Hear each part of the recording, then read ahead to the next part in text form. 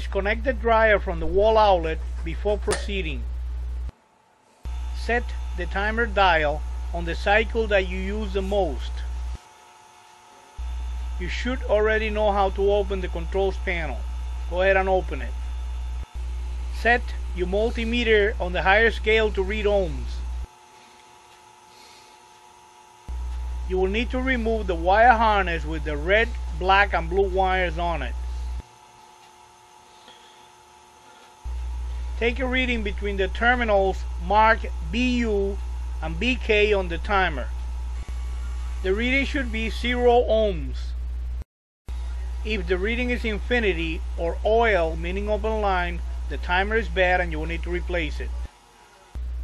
This is the way to replace a bad timer. Remove the timer knob by pulling it straight out.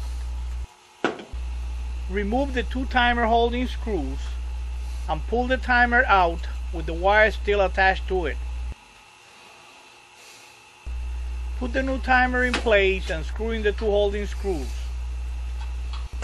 Transfer the wires from the bad timer to the new timer.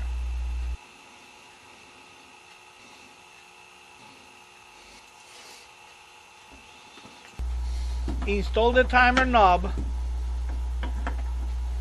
and reassemble the controls panel, and you're done replacing a bad timer.